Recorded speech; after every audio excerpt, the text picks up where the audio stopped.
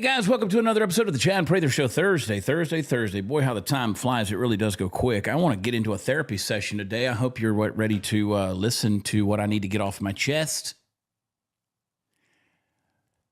It might help you. I don't know. It might help you. I'll tell you what I need. I almost need to set the mood a little bit. Let me turn on some of my fake candles back there. There they go. We need fake candles for today. I don't know why. I just need them. I am going to be in Fredericksburg, Texas tomorrow night at the Rock Box Theater back there. I don't think this is going to be a sold out show. I'm slipping. We've always sold out at the Rock Box.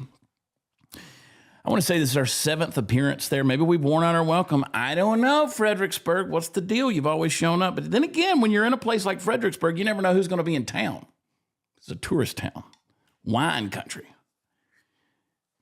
And so anyway, bringing the ragamuffins over there, going to have a good time. And then got a few things coming up. Check it out, watchchad.com for all the fun stuff is. I see you there in the chat. Thank you for joining. People get those notifications about 15 minutes late. That's when the numbers start piling in. But I appreciate you guys because you're faithful.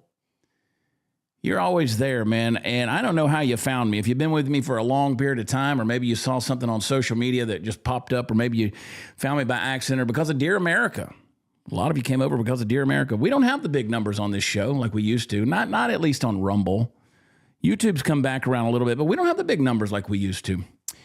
And that's okay, you know, because I feel like God has called me in these days to find a remnant of people who are willing to listen. You know, Jesus didn't have a big crowd of disciples. He had some folks following him. He had 12 and one was a bad egg. And then he had some other peripheral folks that were around, but he changed the world with that. And I think that we can do that here, not because I'm some kind of Messiah. Gosh, absolutely not. But I think there's a message here. I think that we are cutting through the smoke, and I think we are getting into a lot of common sense and critical thinking. I want to talk about that. And I've tried over the last decade, I've tried to be as transparent with all of you as I possibly can be. Still to this day, when somebody asks me, you know, how, and I do get asked this, a lot of media people ask me, you know, what do people say about you? What do you take away? Like, what are you proud of? And I'm like, yes, when I get the compliment of people say you're genuine. And I don't know that I always am. I try to be. I am one of the most insecure people out there. I'm the most securely insecure person you'll ever meet. Of course. I mean, you know, for the most part, I'm comfortable in my own skin, or at least I try to be. But I try to let people in. I want to be transparent. I want to be generous with that because I think it makes a difference if you can kind of see into somebody. Because we have these fake, I don't know, what do you want to call it? This, I guess, celebrity mindset out there where everybody's got a platform and you got some people that have a big following or something like that and you look at them and they're like, oh, it's somebody. No, we're not. You know the old adage, everybody puts their pants on one leg at a time, and it's true. And, you know, I've known a lot of, I guess, famous people, and they got more hang-ups than the Bell telephone. They really do. So we're all in this pool together, and I want to talk about that because I'll tell you, I've just come through some of the hardest weeks, weirdest weeks of my life. You know, last year, about 18 months ago, God really started speaking to me in a fresh way, and I'm trying to be faithful to that. I know some of you are getting inundated with the spiritual talk, I guess you can call it. Somebody asked Steve Powell, Party Foul, they asked him yesterday, they said, is Chad okay? I know he talks about a lot of religion now, and I do, because 18 months ago, I just felt like the Lord kind of put his hands on my shoulders, started pressing down and said, I made some big investments in you when you were a young man, and now I'm going to make some withdrawals. And when he does that, that's not always the most convenient thing to do. You know, you got a career going, you got kind of a message that's out there, you're out there doing live shows and you're juggling a lot of different things. And then all of a sudden God says, I kind of want to pull some truth out of you that I put in you a long time ago. It's like, boy, a lot of things come to a screeching halt, don't they?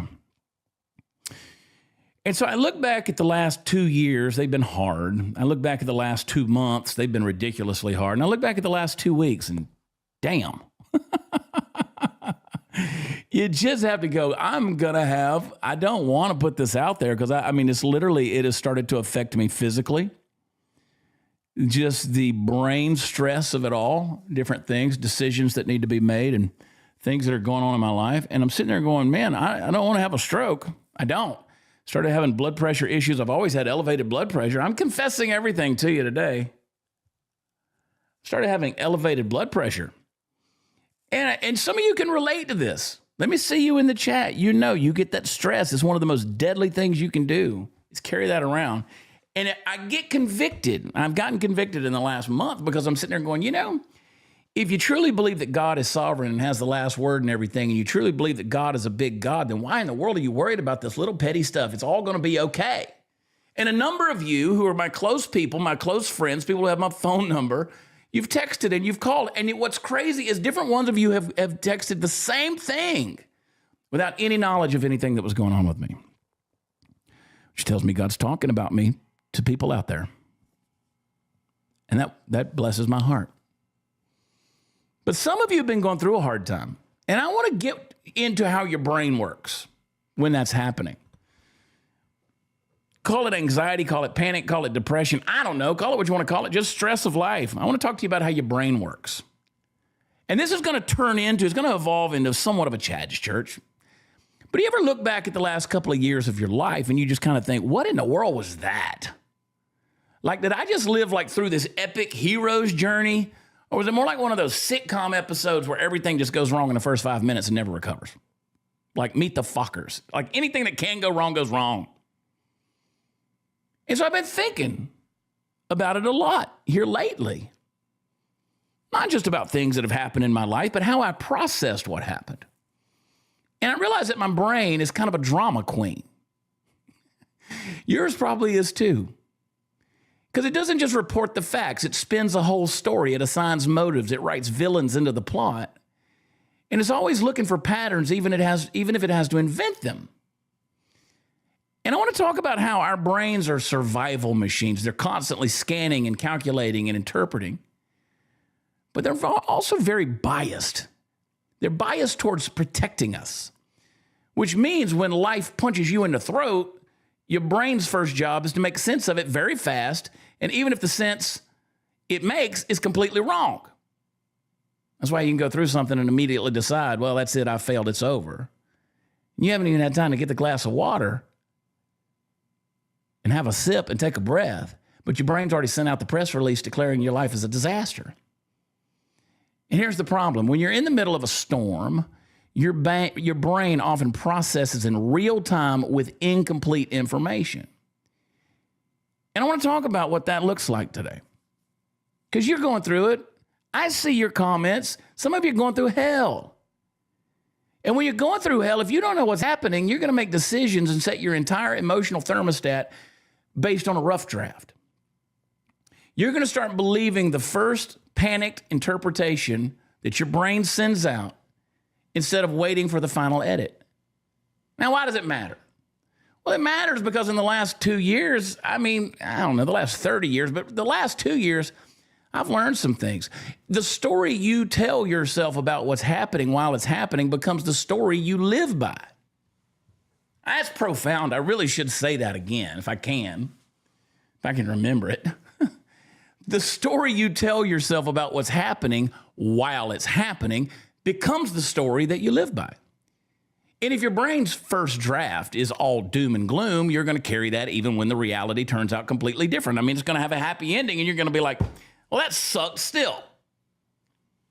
So today I do want to talk to you for a few minutes, just therapy session, about how I think your brain processes the hard stuff, how it sort of files things away, how it decides what's a threat and what's a challenge, and most importantly, how you can train it. Yes, actually train your brain to stop panicking and stop catastrophizing. Is that a word? Catastrophizing? Catastrophe? I think it is.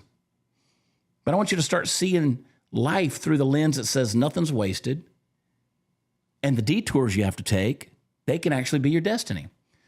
So I do want to dig into how the brain works today and when the bottom drops out, how it operates, because we're going to talk about why it loves predictability, but actually grows in the uncertainty. I want to explore why recalibration feels like punishment when it's happening, but turns out to be protection when you look back. You're going to want to save this episode Because if what's in my heart comes out of my mouth today, you're going to want to save this. You're going to want to listen to it again. You're going to want to share it to others, with others.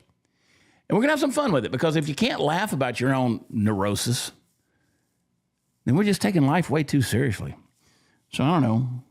Grab your cup of coffee, grab your whiskey. It's the middle of the day. Buckle up. Give your brain a little pep talk. Because in the next few minutes, we're going to retrain how you think about the last couple of years. How about that? And by the end, I think you might just see things very differently. The stuff you thought broke you might have just been building you up all along. All right, before we get into it, I need to talk to you about my friends out in Levelland, Texas, Allied Oilfield, AlliedOilfield.com. Good folks out there, man. They are industry leaders for the last 2 decades, over 2 decades, of the folks that build the equipment that goes in the oil and gas industry out in the oil fields. So check them out, the trucking industry, oil and gas. Go check them out, AlliedOilfield.com. They just want you to know their name. I know you're not probably going to go out there and buy a big pump truck, but they want you to know their name. They want their name known, and we talk about it, so we're going to talk about it. Allied Oilfield. Check them out. Visit their website. Learn about them. Just do me the favor of checking out their website. Let them see that spike from the Chad Prather Show that comes in because you typed in ALLIEDOILFIELD.com. Oilfield. AlliedOilfield.com. Oh, my, oh, my, oh, my. This is a flat Coke from yesterday. I'm going to take a sip of it. It's not as flat as I thought it was going to be. All right. Let's talk about your brain. You ever notice how your brain kind of talks to you like it's the smartest guy in the room? But most of the time it's wrong. Now, maybe your brain's right all the time. Mine's not. I realized when I was 19 years old, I was at the University of Georgia. I was in my dorm room. I was praying. I was talking to God, man. I was in a kind of a time. Yeah, you break up with a girl, whatever. You don't know how to process it. You're 19, 20 years old, whatever was going on in my life. I don't even know. And I said to God at the time, I said, God, I'm a poor chooser. I'm not good at it. I mean, my prefrontal cortex wasn't developed yet. Of course, I wasn't a good chooser. But I discovered that as I got into my 20s and into my 30s and into my 40s and now into my 50s, I'm still not a great chooser. So I often say, God, will you please make the choice for me? God, that's so hard. Because your brain is like having a best friend who gives you advice, but who also happens to be a drunk pathological liar. Your brain will tell you things with full confidence, no hesitation, like, oh, yeah, she's definitely mad at you. And meanwhile, she's just trying to get the pickle jar open, and you're reading the signs. Your brain will convince you that everyone in the meeting that you just did a presentation in, that they noticed that you tripped on the rug when you walked in the room. Here's a newsflash. Nobody cares. Nobody's paying attention to you. You might have worn 2 different shoes to the office today. Nobody cares. Nobody paid attention. They're too busy worrying about themselves. But your brain's already spinning the sequel to the humiliation in surround sound. See, here's the deal about our brain. It doesn't work for the truth department. It works for the survival department. You get me? Accuracy is optional when your brain gets into pain. You see, your brain is designed by God to keep you alive, to keep you breathing, not necessarily to keep you honest. So if that means it has to bend the truth and twist the facts or even fabricate the whole damn Netflix docuseries in your head, it'll do it to keep you breathing and keep you moving forward. That's why you think you saw a shadow move in the corner and you jumped a little bit. Or why you think that that one offhand comment from a boss is a coded message that means you're about to get fired. It's not what it means. Your brain just likes to run fire drills even when there's no fire. And it's lazy. Gosh. This is why we don't think anymore. This is why we see what's going on in society, culturally, why we just have rot mentally, because our brains are lazy. Real lazy. Thinking deeply burns calories. Your brain's a cheapskate with energy, so it takes shortcuts. It's called heuristics, Heuristics, heuristics. Those are shortcuts in your brain. And those shortcuts, they're like the fast food of thought. They're quick, they're easy, probably bad for you. That guy looks shady. Why? Because he's wearing a hoodie. That's why we immediately judge people. Well, congratulations. Your brain just profiled somebody like it was starring in a bad crime show because he's wearing a hoodie. And then there's your memory. You think memory That's why people just remember things differently. You think your memory is a video recording, but that's not the way your memory works. Memory is a bad high school yearbook. It's like, the committee that put it together. It does the edits, the airbrushes, it adds the captions that weren't there before. And every time you remember something, you're basically opening the file and rewriting it and then clicking save on the new form. And often it's the worst version. That's why you're still embarrassed about something you did 10 years ago that probably didn't even happen the way you remember it, because your brain is a lousy historian, but a fantastic fiction writer. And don't even get me started on our ego. And ego protection, more importantly. Because your brain will throw truth under the bus if it keeps you feeling like the hero of your own story. You mess up at work, it's not your fault. Bad instructions. You forget an anniversary, she didn't remind you. You overspend your budget, well, I needed that third air fryer. Your brain is basically your lawyer, your PR agent, your marketing firm, your mom, all rolled into one, constantly justifying your nonsense and your bullshit. And what do we do with this unreliable narrator living in our skull? First, you got to learn to catch it in the act, okay? The moment you hear that dramatic all or nothing statement, everybody hates me, stop and ask, okay, is that a fact or is that just a story? Am I making something up? See, that's step one. Identify the fiction before you buy a ticket to the whole freaking production. Identify it. And second, hunt for evidence that proves your brain wrong. What have I always said about the first rule of critical thinking? How am I wrong if I think this way? So if you say, I'm terrible at my job, well, then go out there and find the proof that you're not. Remember the times that you succeeded. Find the emails or the cards or the Post-it notes where people thanked you. Your brain actually hates that because your brain loves an echo chamber. Your brain is negative. We're wired towards negativity. You don't believe me? Watch this. Let me prove it to you. You're going to go, oh, yeah, watch this. Here's what we do. You'll read through 100 comments on Facebook, positive, good ones. Scroll. Then you'll hit somebody that's negative, some bot basement troll. And oh, buddy, you just gravitate towards that. You just lock onto that negative right there. Why? Because your brain gravitates towards the negative. Your brain's already looking for the negative. Your brain's looking for a fight. Your brain is looking to protect you. It doesn't have to protect you from the yes and amen. It's got to protect you from the FUs and the things that accuse you. Your brain is out there for survival. So your brain is out there fighting, slapping mosquitoes that are coming at you online. Tell me I'm not, I'm right on this. That's why you can go to the family reunion. You can go to the church social and everything's happy. Everybody's eating potato salad and fried chicken. Everything's going great. And then, Sister Betty or Aunt, Chloe, they look at you wrong and you're like, you know what? What's wrong with them? What's their problem? What did I do to them? What's the matter? See, our brains love an echo chamber. You got to break that. Hard to do. You got to break it though. So you got to ask yourself, where am I wrong? And the third thing is you got to detach emotionally. If your friend told you the same thing that your brain is telling you day in and day out, you wouldn't believe them. And if not, congratulations, you just found a lie. You wouldn't believe it if I were telling you that. And the fourth thing you got to do, well, let me add this in. You need to reframe on purpose. Because the same event can have 100 interpretations. Your brain defaults to the one that makes you feel justified or scared or offended. Well, you got to flip that. Pick a neutral or even positive angle just to mess with your brain's monopoly on the storytelling. Flip it.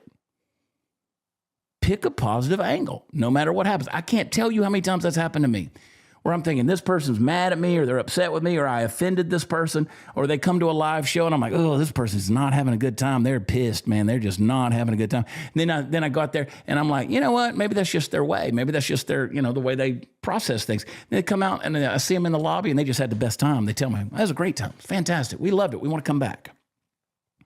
And I was wrong the whole time. If you can get ahead of that and pick the neutral, even positive angle just to mess with your brain's monopoly on storytelling, you're going to win. And you also need to keep a library of the times your brain was dead wrong. Remember the time you thought the relationship was over, but it wasn't? Or the time you thought the meeting was going to be a disaster, but it was fine? The time you thought you could still pull off skinny jeans?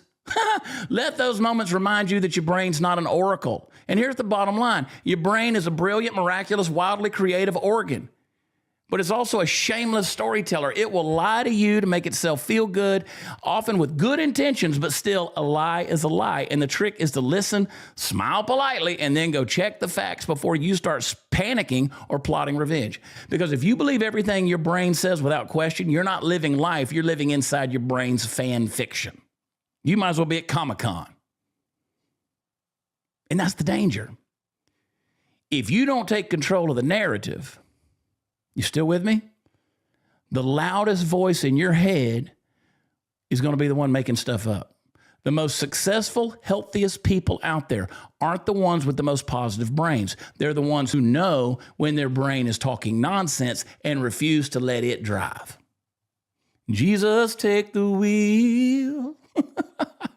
Learn to spot the lies, challenge the stories that you hear in your head, and write your own script. You got to take control of your brain. You're going to see this in a minute because I'm going to bring this home. You don't have to keep believing it. Have you ever noticed 21st century, all this equipment, all these tools, all this knowledge right there literally at our fingertips. You ever notice how the more advanced our brains could be, the dumber we actually become? And I'm not talking about IQ points here. I mean like mental muscle tone. Once upon a time, human beings sat around campfires and they told stories and they solved problems and they invented tools. They navigated by the stars and they built civilizations without GPS or TikTok or Wi-Fi or Grok. Today, if the Wi-Fi goes down, people are lost. They're ready to cut each other's throats in the family, wandering around their house like lost ghosts, wondering if it's too late to learn how to churn butter. Thinking, yeah, I could have been Amish. But our brains, these incredible God-designed supercomputers in here, they've become lazy. And it's not because they've lost capacity. It's because we've stopped giving them a workout. So let's start with something. Let's start with what I call the death of deep thinking. See, we live in an age where holding one thought for more than 8 seconds is considered an Olympic sport. Look at the commercials. It changes every 5 seconds. The scene changes constantly. Watch anything that's on TV. You watch the reels, everything cuts, it's all cuts. Like you guys, the fact that you can sit here and listen to me, a talking head, just talk to you about your brain. If you're still here, you're either asleep or bored to death because your brain doesn't want to operate like this where you just listen to some talking head tell you about your brain. See, back in the day, people could sit down with a single idea, like what's the meaning of life, and actually think about it for an hour, dialogue inside of themselves, ask questions, get engaged with a personal dialectic, and now you try to ponder a deep question and your brain goes, hold up, I wonder if the cats can eat pineapple. Maybe we need to Google that. And poof, you're gone. ADD, ADHD, whatever you want to do, now you're medicated. See, we started with philosophy and ended up watching a raccoon stealing a donut on YouTube at 2:17 in the morning. The problem is deep thinking requires discomfort. You've heard me say it. Thinking is hard. It's mental weightlifting. You push through confusion, you wrestle with complexity, and maybe even change your mind. But we've replaced that with scrolling. Scrolling is mental junk food. I literally read a study yesterday that said that scrolling reels is worse for your brain than alcohol. I don't know if that's true or not, but that's an interesting study, and I have no problem believing it, if so. See, that mental junk food is going to fill you up, but it doesn't nourish you. Let me give you another example. You ever go to the Mexican restaurant and you're hungry and they bring out the chips and salsa and you gorge yourself on chips and salsa, and then when the main course comes out there, those sizzling fajitas that look all good, that steak, that chicken, that shrimp, camarones, and you don't want it. You know why? Because you're not filled up on the crap that was free. You're filled up on the tortillas or the chips and the salsa. See, that's the way the internet and AI and all these things are treating our brain. We're filling up on the crap. So when the main course comes, we don't know how to think anymore. We don't want it because we filled our brains with crap. And it fills you, but it doesn't nourish you. And the scariest part about all of that is the less we practice deep thinking, the harder it gets to do it. Your brain, just like your biceps, they're going to atrophy when you don't use them. And that brings me to mental muscle atrophy, which is a thing, mental muscle atrophy. And I don't want to sound like your cranky uncle at Thanksgiving, but there was a time when people could get from point A to point B without, they could use a paper map. I said to somebody 6 months ago, I always keep a road atlas with me. And somebody said, what's a road atlas? And I said, you got to be shitting me. I mean, people crossed oceans looking at the stars with a sextant.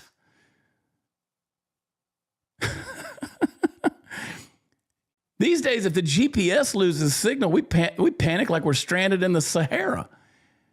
I've seen grown adults in a grocery store open Google Maps to find the pickles. We've outsourced memory, navigation, phone numbers, birthdays. Do you know any phone numbers? How many phone numbers do you know?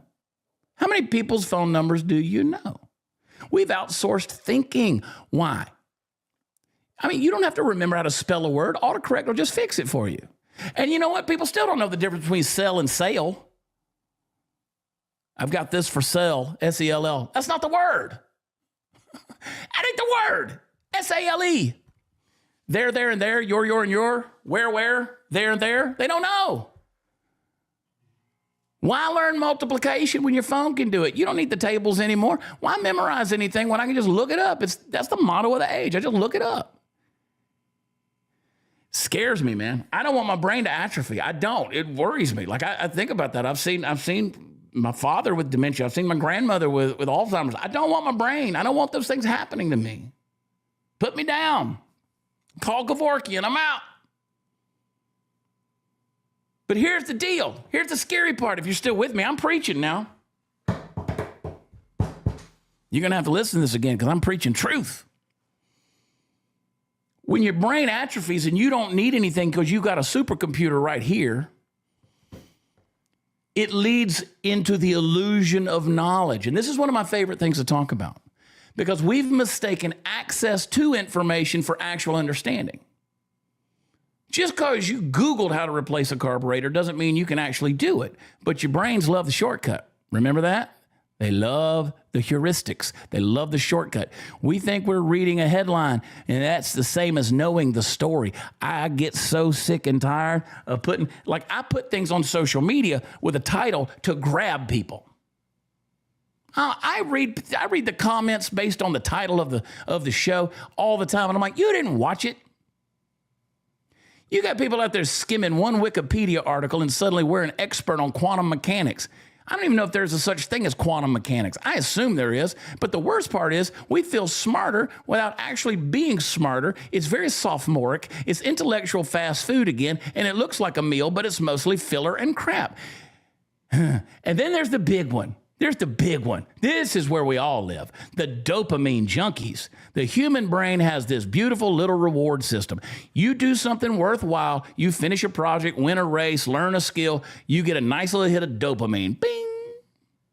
It's your brain's way of saying, good job, champ. Do that again. But we've hacked the system. Dadgummit, we've hacked the system.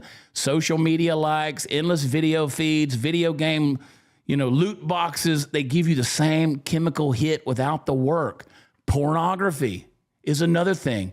Men are tormented with pornography. Why? Because you don't have to work for the relationship. You could just get your fantasy right there at a click and a scroll. Dopamine hit. You didn't have to work for anything. You didn't have to invest anything. Hell, you didn't even have to get out of the house. And now your brain is like a spoiled little kid on Halloween who only wants candy for breakfast, but except it's every day. And so actual achievement feels slow, boring, and hard. Why climb the mountain when you can just refresh the feed and get the same brain buzz? I envy the Amish who, have a barn that'll burn down and they got the thing built back up in 3 days. I'm telling you, we've lost it. That's why motivation is dead. We've trained our brains to crave the shortcut. But here's the truth. And nobody wants to hear this. Maybe I shouldn't say it. Yeah, I will say it. You're not going to hear me. See, now I just told your brain, now your brain wants a dopamine hit because I'm withholding it from you. See how that works? Let me tell you, dopamine isn't the problem. It's the source of the dopamine that matters. The same brain that lights up when you get a like also lights up when you finish a marathon, build a business, or write a song. The difference is the marathon builds your body, the business builds your future, the song builds your soul. The like just keeps you glued to a glowing rectangle. And we're all addicted. So what do? Well, we got to put our brains back in the gym, turn off the noise, pick one book, one idea, one conversation, go deep. This is why I'm doing the Before the Noise episodes every morning. It's a mental discipline for me, not only to pray for you, to pray about what to say, to look into the scripture, to think about it, to ponder it, talk about it, talk to God about what we're doing. Like, it's an exercise of me. It's keeping me accountable. Beyond the fact that I believe the Lord's led me to do it, but it's good because it's a mental exercise. I want you to practice remembering things without your phone. Sit with discomfort instead of instantly distracting yourself. Go memorize a poem. I can recite a lot of them. You've heard me. I've done them.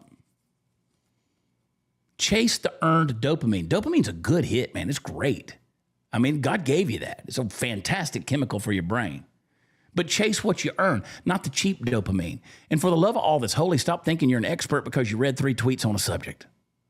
Everybody knows about gerrymandering. That's the thing right now. Everybody became a virologist back during COVID. And the bottom line is your brain is the most powerful tool you will ever own. But just like any tool, it's going to dull with neglect. We got to stop feeding it mental junk food, start giving it the work it was built for. And that's how civilizations are built. That's how people rise. That's how you keep from becoming the smartest goldfish in the bowl. Your family needs it. And here's the danger. A brain that lies, takes shortcuts, craves cheap rewards, become easy to deceive. It becomes easy to deceive. No wonder we're setting the stage for the spirit of Antichrist. I'm not saying the Antichrist, but the spirit of Antichrist to come in and deceive us.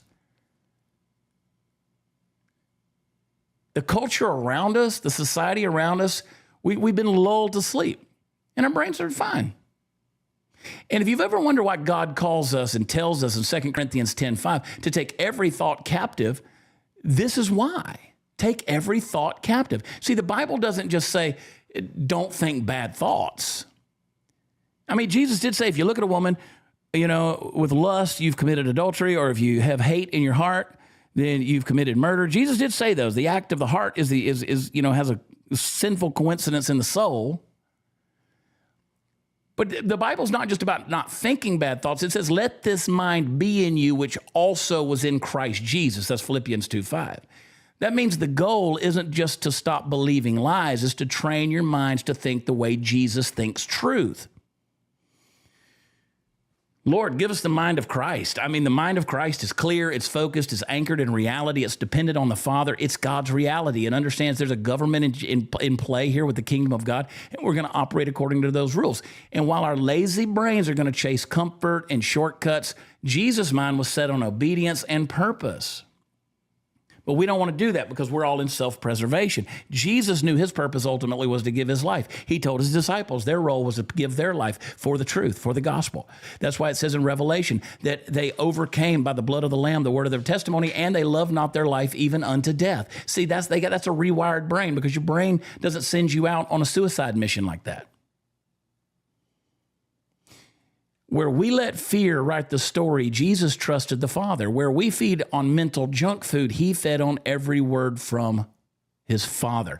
So having the mind of Christ means replacing our brain's autopilot with his truth. It means catching those runaway thoughts, holding them up to Scripture and saying, does this match the heart of Jesus? Probably not. It's working our mental muscles by meditating on what is true, noble, right, pure, lovely, and admirable, Philippians 4:8. And it's shifting from instant gratification to eternal perspective. You're trading dopamine for devotion, and you're going to be rewarded for that. Whew. So yeah, our brains will keep lying. They'll keep getting lazy and keep chasing shortcuts. What did Jeremiah say? The heart is desperately wicked and deceitful above all things. But if we take on the mind of Christ, we have the power to challenge every falsehood and resist every distraction and live by truth that never changes. Because in the end, the smartest brain in the room isn't the one with all of the data. It's the one that's been renewed by the Spirit of God. And that, my friends, is why we can't afford to let our brains drift in neutral. Not in this world, not in this culture, not in this hour. Because if we don't take every thought captive, the enemy will. And if we don't train our minds to think like Christ, the world will train them to think like it. And the world is lazy. The world is shallow. The world feeds you lies dressed up like truth and distraction dressed up like purpose. But the mind of Christ, it's clarity in the fog. It's peace in the storm. That's discipline in the chaos. That's a mind that says, I will not be owned by my impulses. I will not be led by my fears. I will not bow down to the convenience of cheap thinking when I've been called to the high ground of holy thinking. So today I want you to decide. We're both going to do it. If you'll do it with me, we're going to make a decision. We're going to decide that our brain works for me and not the other way around. Your brain works for you, not the other way around. You don't work for your brain. It's your tool. Decide that every shortcut thought is going to get tested against the Word of God. Decide that you will not settle for the scraps of this culture when God has invited you to feast at his table. And when the lies come, and they will today, within moments, the lies will come, you're going to answer them with truth. When the laziness creeps in, and it will, you're going to push back with discipline. When the world tells you to think like them, you're going to stand up and say, no, I have the mind of Christ. Because in the end, the goal isn't just to think better. The goal is to think like him. And when you think like him, you'll live like him. And that changes everything. Whew. And that brings me back to my last 2 years that have been really tough. That's where this comes from. I'm not talking about the highlight reel I post on Instagram, not the look at me moments, but the hard, messy, ugly parts, the parts where, I wanted to throw in the towel, but the towel was already in the dirty laundry pile and the laundry pile was winning.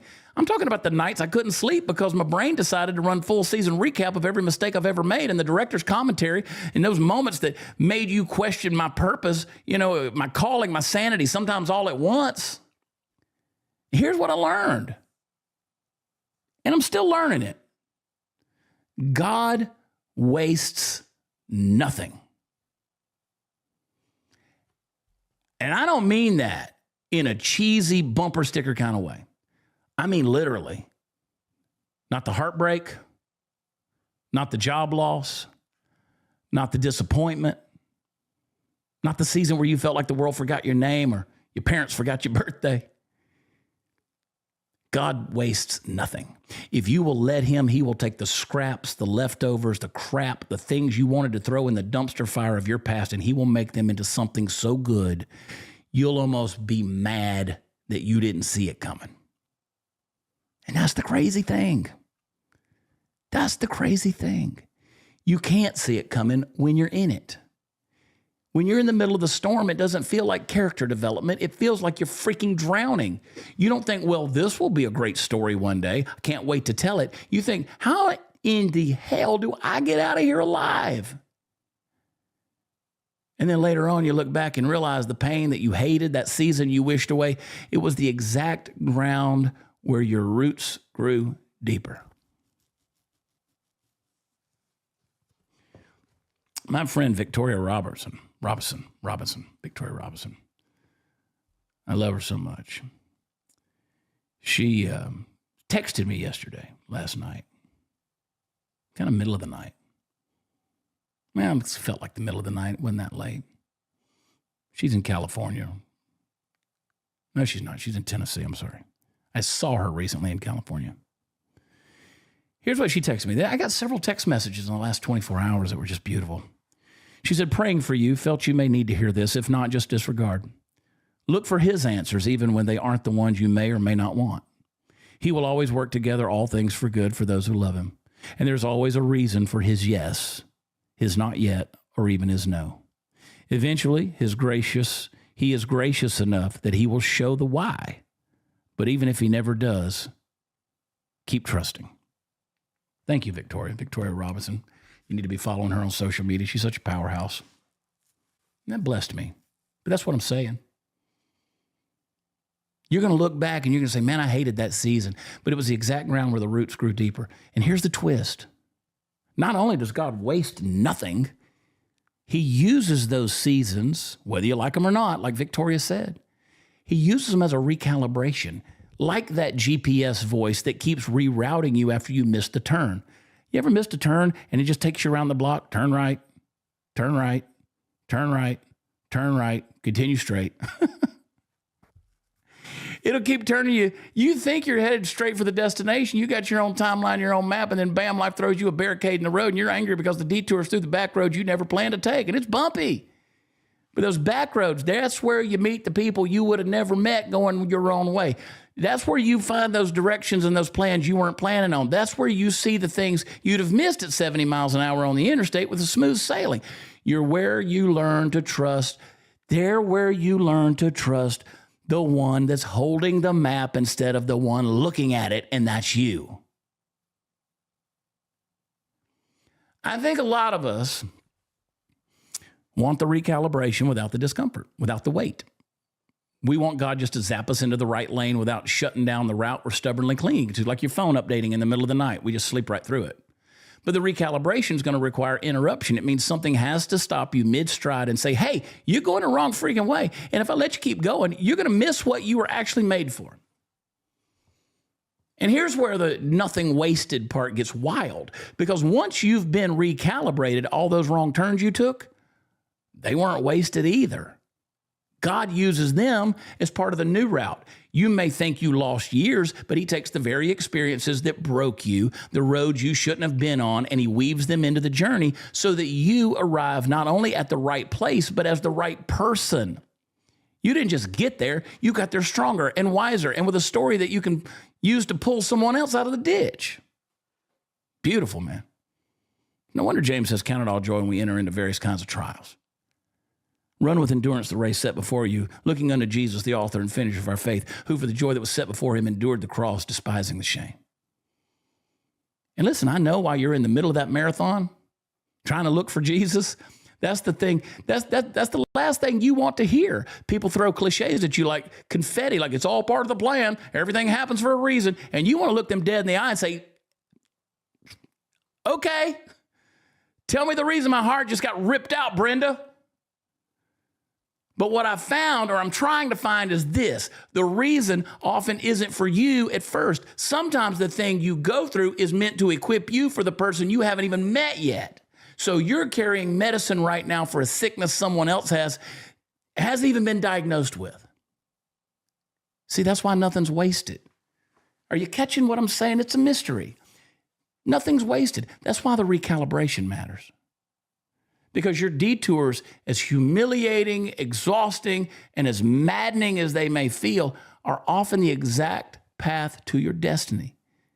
And so when you look back in 10 years, you won't even call them detours. It was just the way you went. It's the only way you could have gotten there in your mind. So maybe the last 2 years, 10 years, 20 years, 50 years, maybe they haven't been a setback. Maybe God knew what he was talking about when he says, I will restore to you the years that were eaten by the locusts.